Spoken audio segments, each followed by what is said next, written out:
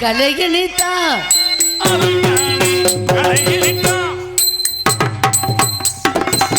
கலைவளை அருள் யானே கலையனிதா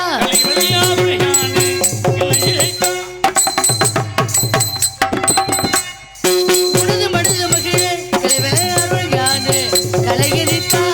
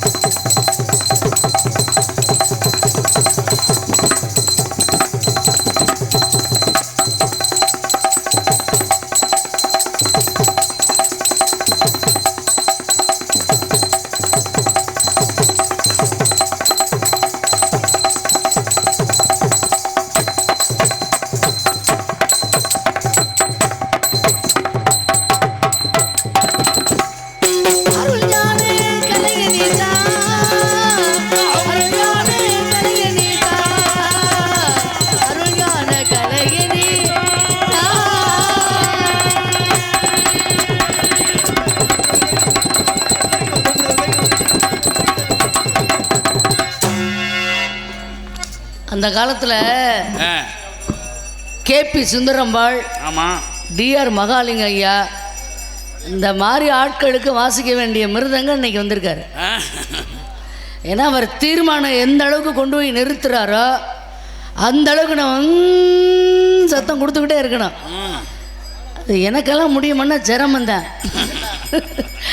என்ன காரணம் அப்படின்னா அப்போ உள்ளவங்களுக்கு அந்த குரல் வளம் அதிகமாக இருந்தது. காரணம் என்ன? அவங்க சாப்பிட்ட சாப்பாடு அப்படி. ஆமாம், இப்போ போய் இவ்வளோ தீர்மானம்லாம் எனக்கெல்லாம் தேவையில்லை. ஆனாலும் கூட உங்களால் முடிஞ்சால் நீங்கள் பண்ணுங்கள், என்னால் முடிஞ்சால் நான் செய்கிறேன். இப்போ அப்படி தான் தம்பி இருக்கான். ஏன்னா வயசு அப்படி.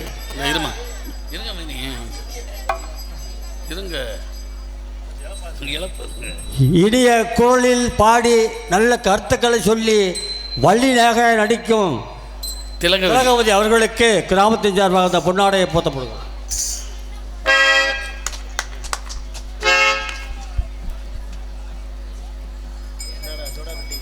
எனக்கு பொன்னாடி பொருத்தி கௌரவப்படுத்திய மாபெரும் கிராமமாகி ஆப்பனூர் கிராமத்தர்களுக்கும் மற்றும் இவ்விழாவினை மிக மிக சிறப்பாக நடத்தக்கூடிய விழா குழுவினர்களுக்கும், இந்த நாடகத்தினை ஆரம்பத்திலிருந்து கவனிச்சுட்டே இருக்கேன்.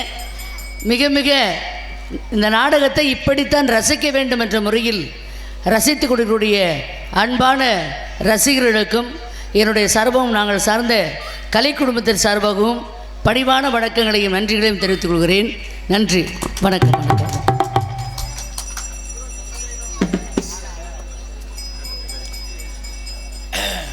எனக்கு இப்படி பாட்டு பாடும் பொழுது இந்த மாதிரிலாம் நான் என்ன வார்த்தைகள் சொல்லி பாடுறேனோ அதை மட்டும்தான் வாசிக்கணும். அதை விட்டு அவங்க ஏதாவது அவங்களுக்கு தெரிஞ்ச பாடங்களை அப்படி வாசிச்சாங்கன்னு வச்சுங்களேன், எனக்கு பயங்கரமான கோபம் வரும். எப்போ ஒரு 6-7 வருஷத்துக்கு முன்னாடி தெரியாம தான் வேற என்ன, உண்மையை ஒத்துக்கணும். எப்போவுமே தெரியலன்னா தெரியலன்னு சொல்லிடுறான். ஆனால் இப்போல்லாம் அப்படி வாசிச்சாங்கன்னா ரொம்ப மகிழ்ச்சியாக இருக்குது, சந்தோஷமாக இருக்குது. அதுக்கு என்ன காரணம்னா அதுக்கு பேர் வந்து தனியாவர்த்தனம்னு பேர். இப்படி வாசிக்கிறதுக்கு பேர் தனியாவர்த்தனம். தனியாவர்த்தனம்னா என்னன்னே தெரியாத ஆளுகிட்ட போய் அப்படி வாசிச்சா தெரியுமா? ஆனால் நான் தெரிஞ்சுக்கிட்டேன் அவங்க ஏன் இப்படியெல்லாம் வாசிக்கிறாங்க. அவர் தனியாக வாசிக்கிறாரு, இவர் தனியாக வாசிக்கிறாரு, அவர் தனியாக, இப்படி தனித்தனியாக வாசிக்கிறாங்களே. இதுக்கு என்ன அர்த்தம் அப்படின்னா, ஆவர்த்தனம் என்றால் பொருள்கள்னு அர்த்தம். தனித்தனியாக அவர்களுடைய பொருள்களை வைத்து அவர்களுடைய திறமையை வெளிப்படுத்தக்கூடியது தான் இந்த தனியாவர்த்தனம். அப்படி தெரிஞ்ச பிறகுதான் ஆகா நம்ம பாடலுக்கு உயிர் கொடுக்குறாங்க என்பதை உணர்ந்து கொண்ட பிறகு, தெரிந்து கொண்ட பிறகு இப்பெல்லாம் மகிழ்ச்சியாக இருக்குது. நீங்கள்லாம் நீண்ட ஆயுளோட இந்த கலை உலகத்தில் வாழணும். உண்மையிலே மனதளவில் சொல்கிறேன்.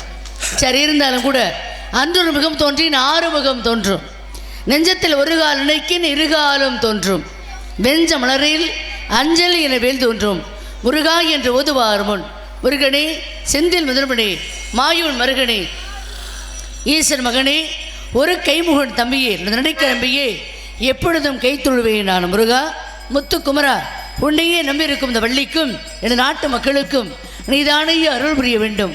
வேலை வணங்குவது நமக்கு வேலை, அந்த செவ்வேளை எவ்வேளை வணங்க வேண்டும். எந்த வேலையும் அந்த கந்த வேலையே நினைக்க வேண்டும். ஏன் கந்த வேலை நினைக்கணும்? அப்போ தான் நம்ம வந்த வேலை சரியாக நடக்கும். ரொம்ப அற்புதமாக இருக்குது ஒலிபெருக்கி. நன்றி. நாகூர் ஆண்டவர். சரி, அன்படைஞ்சதற்கு மனமான நன்றி.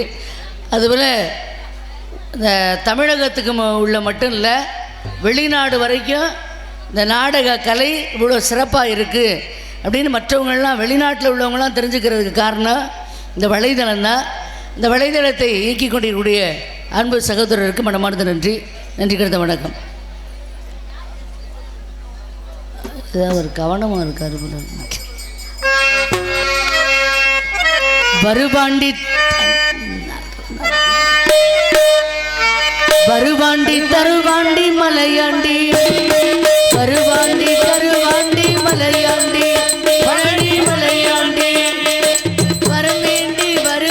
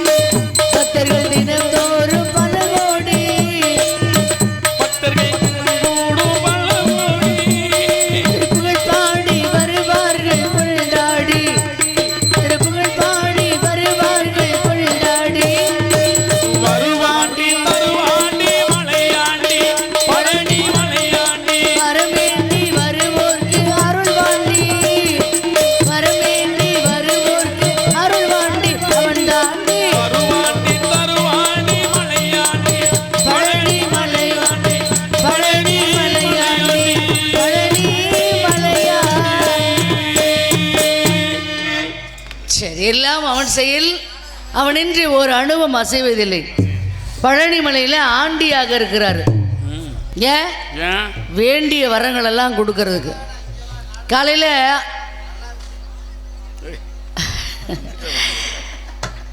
காலை நேரத்தில் நீங்கள் முருகப்பெருமான பழனிமலைக்கு போய் சரி தரிசனம் பண்ண போனீங்கன்னு வச்சுங்களேன், அவர் ஆண்டி கோலத்தில் தான் காட்சி அளிப்பார். மாலை நேரத்தில் முருகனை தரிசனம் பண்ண போனீங்கன்னு வச்சுங்களேன், சரி ராஜ அலங்கார கோலத்தில் காட்சி அளிப்பார். இது ஏங்க காலையில் ஆண்டியா இருக்காரு, மாலையில் ராஜாவா இருக்காரு? ஏன்? அங்கேதான் விஷயமே இருக்கு. என்ன விஷயம்?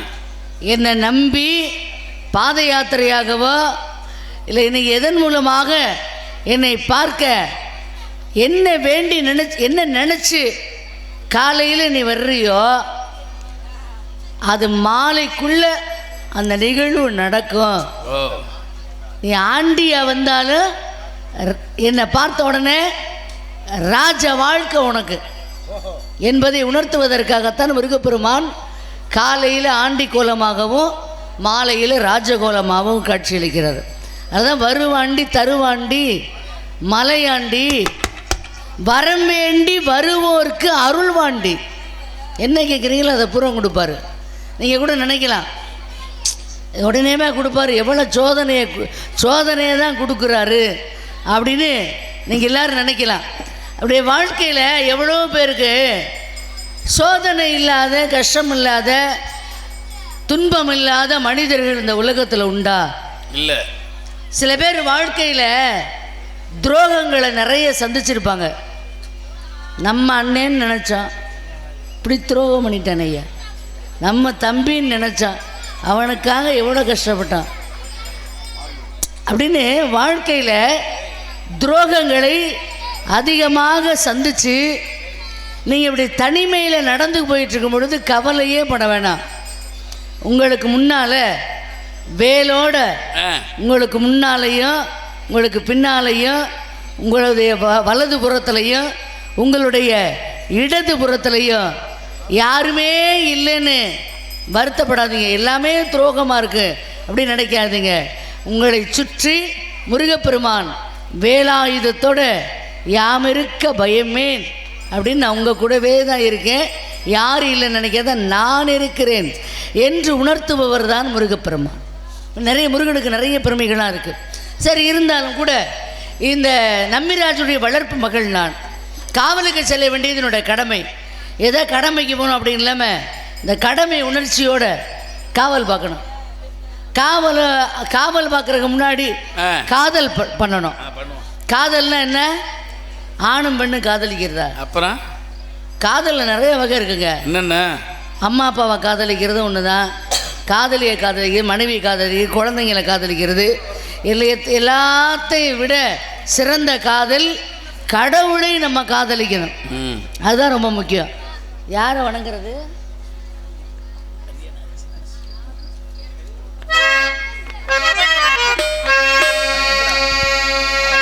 அங்காளம்மா எங்கள் செங்காளம்மா, மங்கள பொங்கிட மனதில் வந்துட மாரியம்மா, அரிய நாச்சியம்மா.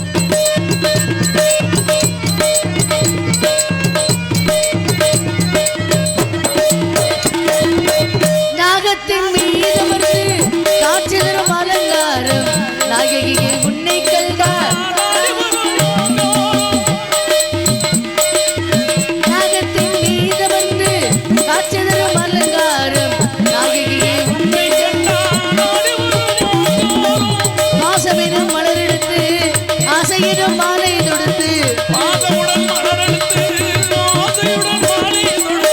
நேசமுடன் சூட்ட வந்து மாசிலாக நாச்சியம்மா மங்காளம்மா மங்காளம்மா எங்கள் சிங்காளம்மா.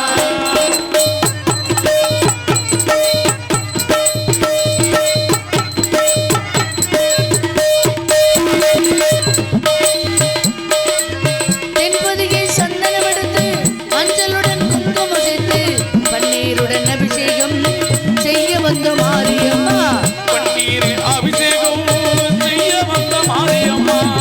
அன்னையாக நீ இருந்து அருள் என்னும் பாலை தந்து இன்பமுடன் வாழ வைப்பாய் ஈஸ்வரியே நாச்சியம்மா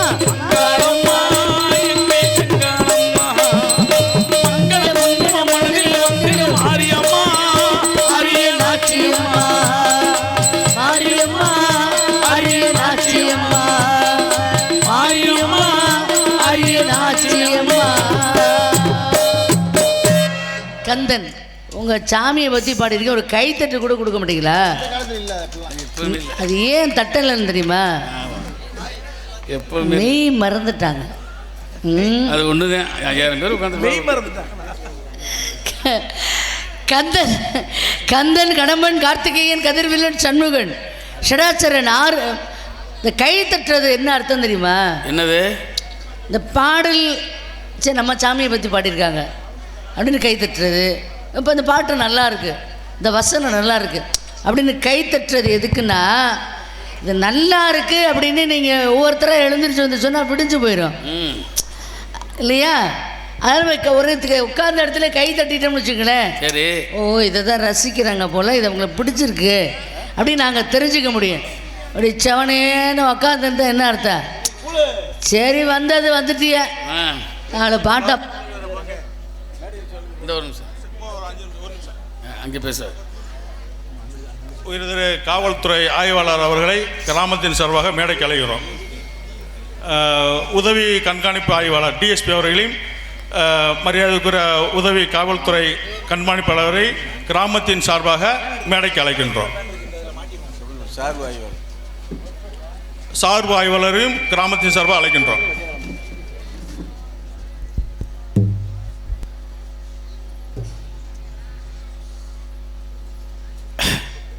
இங்கு மிருதங்கம் வாசித்து கொண்டிருக்கும் நமது திருப்புவனம் அருகாமையில் உள்ள ஏனாதியைச் சேர்ந்த அஞ்சூர் நாடு ஏனாதியைச் சேர்ந்த அன்பு மருமகன் என்ஆர் ஜெயராஜ் அவர்களுக்கு 100 ரூபாய் பேர் சொல்ல விரும்பாத அன்பு சகோதரர் 500 ரூபாய் என்பது பெறுகிறார். அன்பு உள்ளத்திற்கு இந்த இசைக்கலைஞர்கள் சார்பாகவும் கலைக்குழு சார்பாக நன்றி.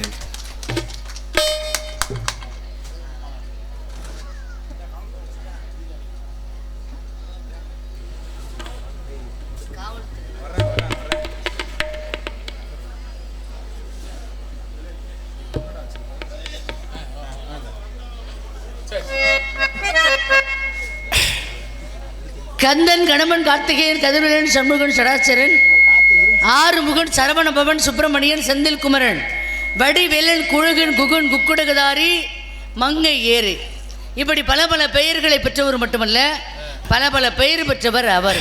அப்படிப்பட்டவரை நான் விரும்புகிறேன். ஏன் விரும்புகிறேன்? பெயர் பெற்றவர்னாலே பல பேர் விரும்பதாங்க செய்வாங்க. அதில் யார் உண்மையான அன்போடு விரும்புகிறாங்க அப்படின்னு அவங்கள தேர்ந்தெடுக்கணும். தேர்ந்தெடுத்தல் என்பது நம்ம வாழ்க்கைக்கு ரொம்ப முக்கியமான விஷயம். தேர்ந்தெடுக்கிறதுனா யாரை தேர்ந்தெடுக்க முடியும் நம்ம சொல்லுங்க பாப்பா? யாரு? இப்போ நம்மளுடைய அம்மா அப்பா இருக்காங்கல்ல, ஆமாம், இவங்க தான் நமக்கு பிள்ளைங்களா வரணும் அப்படின்னு சொல்லி நம்மளை தேர்ந்தெடுத்து பெற்றுக்கிட்டாங்களா? இல்லை. சரி, இவங்க தான் நமக்கு பிள்ளைங்களா வந்து பிறக்கணும் அப்படின்னு சொல்லி நம்ம தான் தேர்ந்தெடுத்து பிள்ளைகளை பெற்றுக்க முடியுமா? முடியாதுல்ல. இல்லை, இதெல்லாம் யாருடைய செயல்? யாருது? எல்லாம் இறைவன் செயல். ஆனால் ஒரே ஒரு விஷயத்தை கடவுள் நமக்கு கொடுத்துருக்காரு. என்னது? நீங்கள் தேர்ந்தெடுத்துக்கங்கப்பா அப்படின்னு சொல்லி. அது என்ன தெரியுமா? யாரு? நல்ல நண்பர்கள். நம்ம வாழ்க்கைக்கு நல்ல நண்பர்களை மட்டும் தேர்ந்தெடுத்துட்டோம்னா நம்ம வாழ்க்கை சுபிட்சமாக இருக்கும். அதனால் நண்பனும் அவர் தான், கடவுளும் அவர் தான், கணவனும் அவர் தான், எனக்கு எல்லாமே அவர் தான். அவர் எப்படி திரும்ப நினச்சிருக்கேன் எனக்கா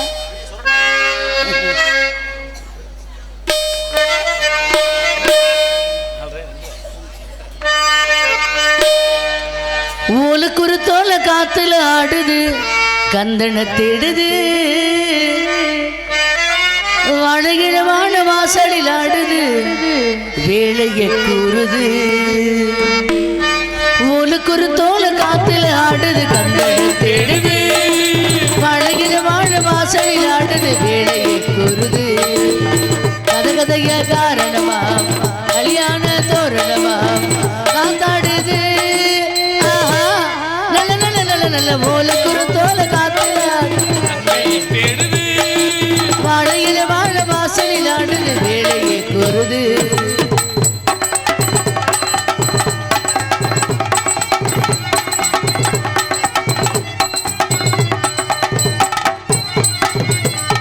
சந்தனத்தை பூசாம சம்பந்தத்தை பேசாம சேர்ந்தது என்ன, காத்து பூவு பூசாம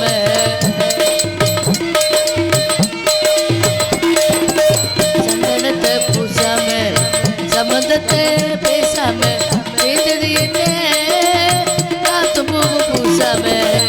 இதுவோ பொதுவா இலக்கியம் நானே, இயற்கையே எழுதும் இலக்கணமோ, மேகம் ஒரு இழச்சேல வானத்துல காய போல, தூமழை சாரல் போல தினமும் அதிசயம் நடக்குது. ஓல குரு தோல காத்துல ஆடுது,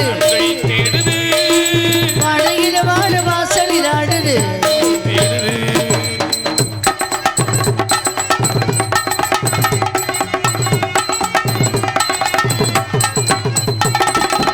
மல்லிகையும் பூத்தாச்சு, மல்லிகையும் தான் பூத்தாச்சு, கன்னி பொண்ணுதான் காத்திருந்து பார்த்தாச்சு.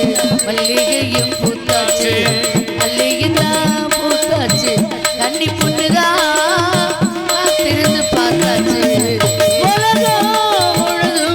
பருவத்து கோலம் மனது முழுதும் கனவுமையோ, உன்னை விட சின்ன பொண்ணு வேறு மட்டும் கண்ணீர் பொண்ணு, பூவரசம் பூவ போல சிரித்தா புது புது விதத்துல போல குரு தோல காத்தில் ஆடு. அந்த மழையில் வாழ வாசலில் ஆடுது, வேலையை கூறுது. கதகதைய காரணமா கல்யாண தோரணமா காத்தாடுது,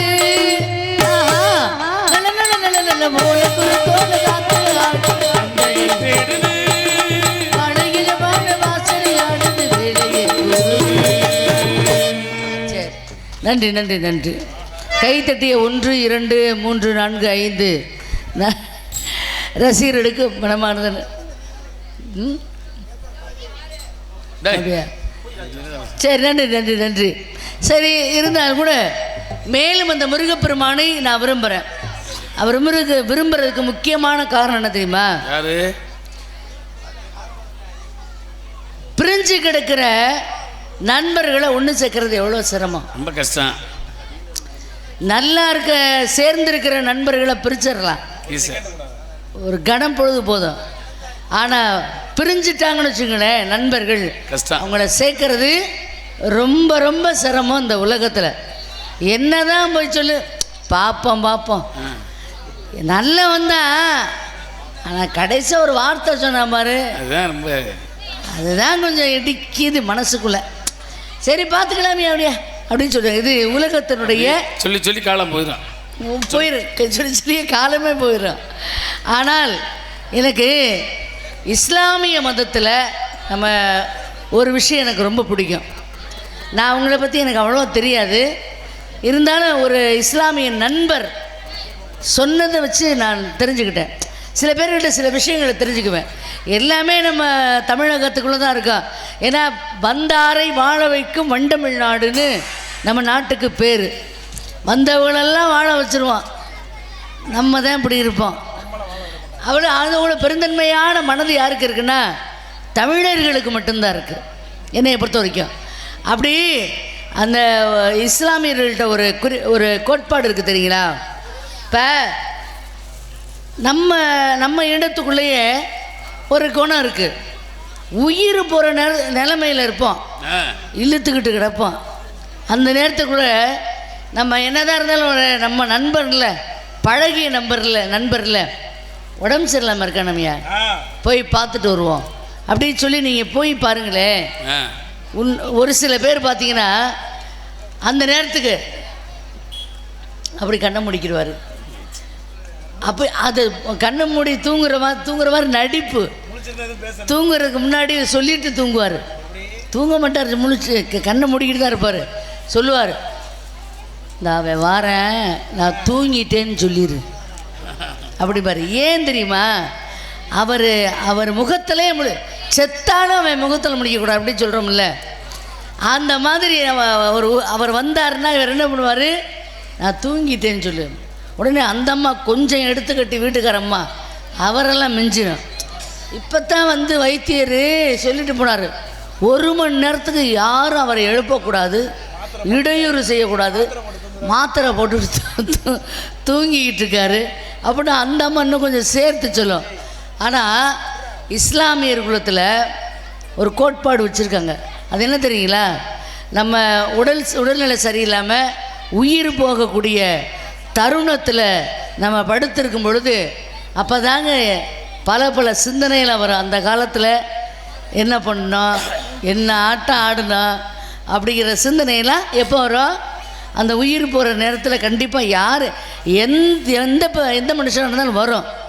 அப்படி வரும் பொழுது அவங்களுக்கு என்ன சிந்தனை வரும் தெரியுமா? என்னது? இப்படி யோசிச்சே பார்த்துக்கிட்டே வரும்பொழுது சொல்லுவாங்களா, அன்றைக்கி ராமதாஸ் வந்து நல்லவர் தான், இருந்தாலும் ஏதோ ஒரு கோபத்தில் ஏதோ ஒரு வார்த்தை சொல்லிட்டாரு, இருந்தாலும் அந்த நானும் அவர் தான் பெரியவர், அவர் ஒரு வார்த்தை சொல்லிட்டாருங்கிறக்காக நான் கொஞ்சம் பொறுமையாக போயிருந்திருக்கலாம், நானும் அவரை எதிர்த்து ஒரு வார்த்தை சொல்லிவிட்டேன், பேசிவிட்டேன் அப்படிங்கிற நினச்சி என்ன சொல்வாரா, அந்த ராமதாஸ் இருந்தாருன்னா கொஞ்சம் வர சொல்லுங்க, நான் அவரை பார்க்கணும்னு சொல்லுவாராம். அப்படி பார்த்த உடனே அவங்க சொல்லக்கூடிய முதல் வார்த்தை என்ன தெரியுமா? இங்கே பாருங்க, ஒரு நாள் நம்ம 2 பேர்த்துக்கு சின்ன பிரச்சனை, நீங்கள் கொஞ்சம் கோபமாக இருந்தீங்க, அந்த விஷயம் எனக்கு தெரியாமல் நான் உங்கள்கிட்ட சொல்லிட்டேன், பேசிட்டேன், நான் ஏதாவது உங்கள் மனது புண்படும்படி ஏதாவது வார்த்தைகளை உபயோகப்படுத்தி இருந்தால் என்னை மன்னித்து கொள்ளுங்கள்னு சொல்லுவாங்களாம். இந்த உண்மையிலே நீங்கள் இஸ்லாமியர்கிட்ட கேட்டு பாருங்கள், அப்படின்னு சொல்லுவாங்களாம். இது யார் சொன்னால், எந்த மதம், எந்த மொழி, எந்த ஜாதி, அதெல்லாம் நமக்கு தேவையில்லை. நல்ல கருத்துக்கள் அது எங்கே இருந்தாலும் என்னையை பொறுத்த வரைக்கும் அதை எடுத்துக்கணும்னு நான் நினைப்பேன். நன்றி. புரிந்து கொண்டு கைத்தட்டி அன்பு உள்ளவங்களுக்கு நன்றி. அதுபோல் நமக்கு அந்த மாதிரி சூழ்நிலைகள்லாம் ஏற்படலாம். அப்படி ஏற்படும் பொழுது ஏதாவது ஒரு நண்பர்களை மனது புண்படும் மாதிரி நான் ஏதாவது பேசியிருந்தா அங்கிட்டு திருப்பிக்காமல் இங்கிட்டு திருப்பிக்காமல் என்னத்தை கொண்டு போகிறோம்? ஒன்றுமே இல்லை. அதுக்குள்ளே இறக்கும் பொழுது கூட அவன் இந்த வார்த்தை சொன்னானையோ அந்த ஆள் சாகிற வரைக்கும் நினச்சிக்கிட்டு இருப்பார் இல்லையா? அந்த ஒரு கோட்பாடை கடைபிடிக்குமாறு உங்ககிட்ட ஒரு அன்பு வேண்டுகோளாக இந்த இடத்துல நான் விடுக்கிறேன். சரியா? அதனால் இப்போ என்ன வித்தியாசம்? என்னம்மா, நம்ம அரோகராங்கிறான், அவங்க அல்லேலுயாங்கிறாங்க, அவங்க அல்லாஹு அக்பர், எல்லாமே ஒன்று தான். சரியா? நமக்குள்ளேயும் மாரியாத்தா இருக்குது இல்லையா? அவங்களையும் பாத்திமா இருக்குது, அவங்கள்ட்டையும் பாத்திமா இருக்குது, எல்லாம் ஒன்று தான். அதனால் எம்மதமும் சம்மதம், ஜாதி மத பேதம் இல்லாத நம்ம நாடு இந்த நாடு. அதெல்லாம் ஒற்றுமையோட முருகனை நான் விரும்புகிற காரணம் என்ன தெரியுமா? என்ன விரும்பும்? தேவலோகத்தில் பெரிய குடும்பம் யார் குடும்பம்னா சிவபெருமானுடைய குடும்பம் தான். ஏன் முருகன் நினைச்சா எத்தனையோ பெண்களை, 1000 கோடி மன்மதர்கள் அவர். அப்படிப்பட்ட அழகனுக்கு பொண்ணா கிடைக்காது. ஆனா அவர் என்னையே ஏன் விரும்புறாரு? ஏதோ ஒன்று பிடிச்சிருக்கு அப்படிங்கிறது அல்ல. அந்த மாதிரியான கோட்பாடுகள் வரக்கூடாது. எவ்வளோ பெரிய குடும்பமாக இருந்தாலும் ஜாதி மத பேதம் இருக்கக்கூடாது என்பதற்காக தான் முருகன் என்னை விரும்புகிறாரு. புரியுதா? அதனால் நான் அவரை எப்படி விரும்புகிறேன் தெரியுமா?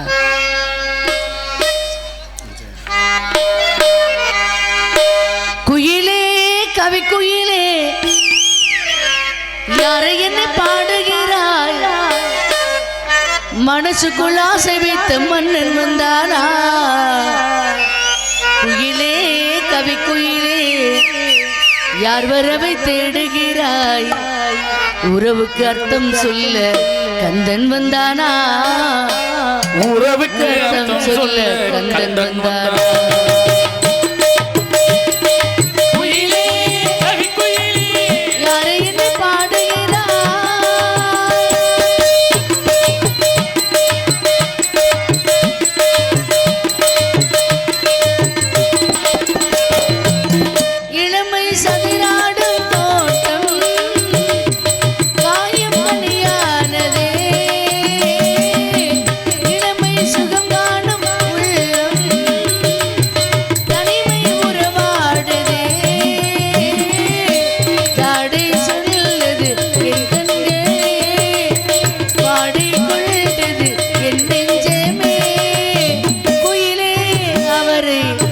சொல்லடி தேன் பண்ணி பாடுது என்று நீ சொல்லடி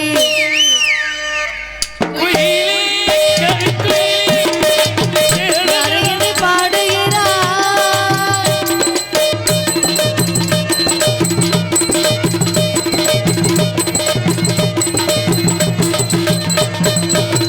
பருவ செழிப்பினிலே பனியில் அணிந்த மலர் சிரிக்கும் சிரிப்பில்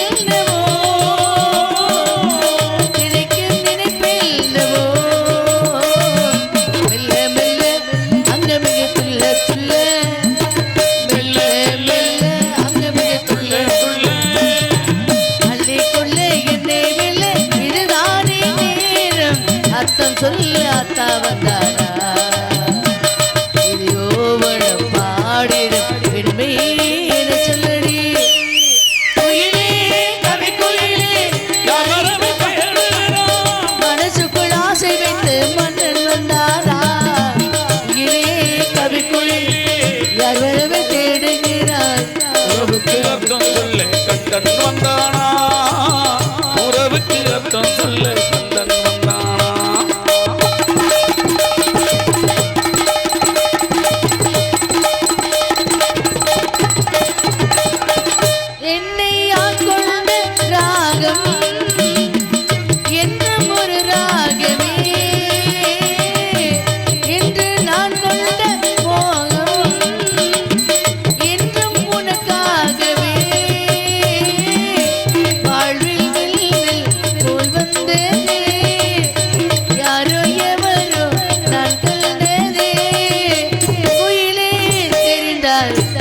சொல்லடி தேன் வந்து பாடு என்று நீ சொல்லடி குயிலே கவி குயிலே யார் வரவை தேடுகிறாய் மனசுக்குள் ஆசை வைத்து மன்னன் வந்தானா கவி குயிலே யார் வரவை தேடுகிறாய் உறவுக்கு அர்த்தம் சொல்ல கந்தன் வந்தானா உறவுக்கு அர்த்தம் சொல்ல கந்தன் வந்தானா உறவுக்கு அர்த்தம் சொல்ல கந்தன் வந்தானா நன்றி நன்றி நன்றி பசியா இருக்கு பசியா இருக்கும் பொழுது ஒரு கடை ஒரு உணவகத்தில் போய் உட்கார்றோம் உட்கார்ந்த உடனே சாப்பிட என்னங்க இருக்கு ஆமாம் அப்படின்னு கேட்குறான் உடனே அந்த உணவை பரிமாறக்கூடியவர் சொல்றாரு ஏங்க ஏன் இட்லி இருக்கு சாம்பார் இருக்குது சட்னி இருக்குது தோசை இருக்குது அப்படின்னு சொல்கிறாருல்ல சொல்கிறாருல்ல நமக்கு இன்றைக்கி அற்புதமான சாப்பாடு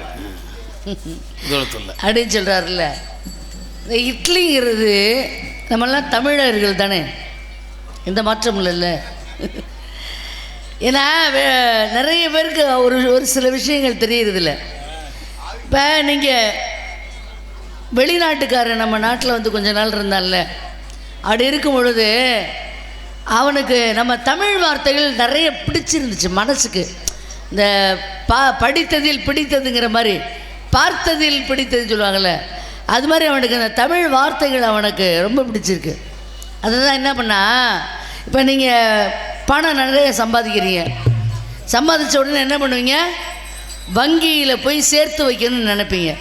சேமிப்புங்கிறது மனிதனுடைய வாழ்க்கைக்கு ரொம்ப முக்கியமான விஷயம். அந்த வங்கிக்குள்ளே உள்ளே நுழைஞ்ச உடனே பெரிய எழுத்தில் நம்ம முதல்ல அந்த கண்ணுக்கு தெரியும், பார்த்துருக்கீங்களா?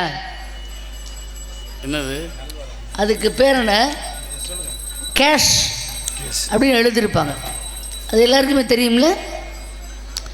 கேஷ் அப்படிங்கிறது தமிழ் வார்த்தையா ஆங்கில வார்த்தையா? என்னங்க கேஷ்ங்கிறது ஆங்கில வார்த்தை தானே? அப்படி நீங்கள் எல்லோரும் நினச்சிட்ருக்கீங்க. அது இல்லை இல்லையா? அது தமிழ் வார்த்தை. ஏன்னா வெள்ளைக்காரன் வந்து இன்னும் கொஞ்ச நாள் இங்கே தங்கியிருந்தான்ல, அவனுக்கு நம்ம வார்த்தைகள் பிடிச்சதுனால அரிசி அரிசி அரிசின்னு நம்ம கேட்குறத பார்த்து அவனுக்கு ரொம்ப பிடிச்சிருச்சு இந்த வார்த்தை. அரிசி அரிசின்னு அப்படியே ரைஸ் அப்படின்னு மாற்றிட்டேன்.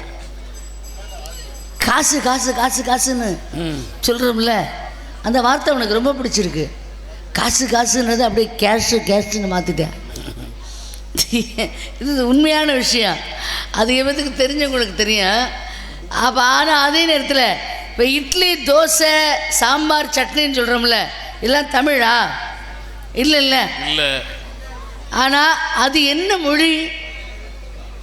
தமிழும் இல்லை. தோசை அப்படின்னா ஆங்கிலம்னு சொல்லலாம். சட்னி சாம்பார்னு சொல்கிறோம்ல, அது முதல்ல தமிழா? அது என்ன மொழியாக இருக்கும் அப்படின்னு யோசிச்சுக்கிட்டே இருக்கேன். இப்போ நாடக கலைஞர்கள் ஒரு சில பேர் சொல்லுவாங்க, ஏப்பா கும்மாயம் எங்கே?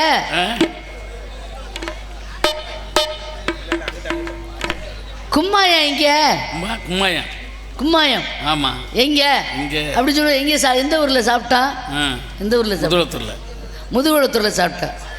கும்மாயம் முதுகுளத்தூரில் ஏதாப்பா அப்படின்னு சொல்கிறோம்ல. கும்மாயம்ங்கிறது தமிழ் வார்த்தையா இல்லையா? நம்ம நாடக பாஷை அப்படின்னு நீங்கள் எல்லோரும் நினச்சிட்ருக்கீங்க. அது வரல. கும்மாயம்ங்கிறது என்ன மொழி அப்படின்னு இன்னைக்கு இது ஏன் இதெல்லாம் பேசிகிட்டு இருக்கேன்னா, இன்னைக்கு வரக்கூடிய நாரதர் பயங்கரமாக பாடுவாராம், பயங்கரமாக பேசுவாராம். புராணங்கள் நிறைய விஷயங்கள்லாம் பேசுவாராம்.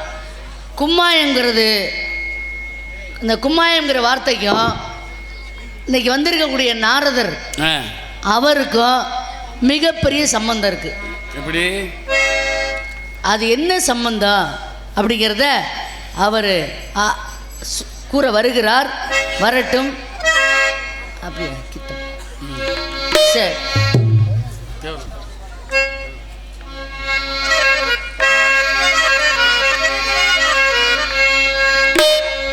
ஐயா தெய்வீக திருமகனாம் தேவரையா பாடலை பாடி கதைப்பணியை தொடங்குவோம். நாட்டுக்கு உழைத்தவரடி நல்ல முத்து ராமலிங்கம்,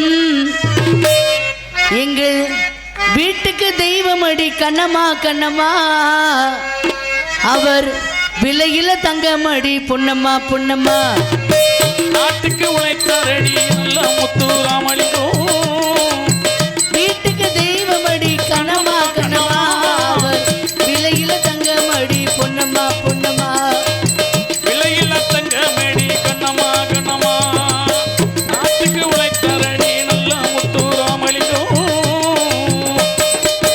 வீட்டுக்கு தெய்வமேடி கண்ணம்மா கண்ணம்மா, விலையில தங்கமடி பொன்னம்மா பொன்னம்மா.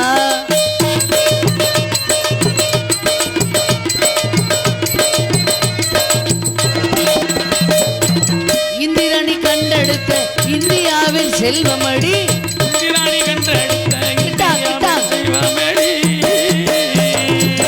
இந்திராணி கண்டெடுத்த இந்தியாவின் செல்வமடி, வீரத்தியாகியடி கண்ணம்மா கண்ணம்மா, அவர் விவேக ஞானியடி பொன்னம்மா பொன்னம்மா, வீரத்தியாகியடி கண்ணம்மா கண்ணம்மா, அவர் விவேக ஞானியடி பொன்னம்மா பொன்னம்மா.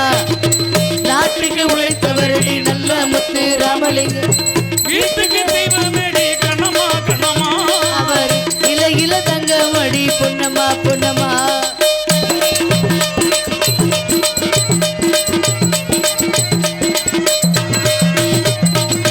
நேதாஜி பாதையிலே நிர்வழியில் சென்றவராம், நேதாஜி பாதையிலே நேர்வழியில் சென்றவராம், நேதாஜி பாதையிலே நிர்வழியில் சென்றவர் வராம் நித்த மக்களுக்காய் கண்ணம்மா கண்ணம்மா அவர் நெடுநடை உழைத்து வராம் பொன்னம்மா பொன்னம்மா நித்த மக்களுக்காய் கண்ணம்மா கண்ணம்மா அவர் நெடுநடை உழைத்து வராம் பொன்னம்மா பொன்னம்மா நாட்டுக்கு உழைத்தரடி நல்ல முத்துராமலிங்கம் வீட்டுக்கு தெய்வமேடி கண்ணம்மா கண்ணம்மா விலையில தங்கமேடி கண்ணம்மா பொன்னம்மா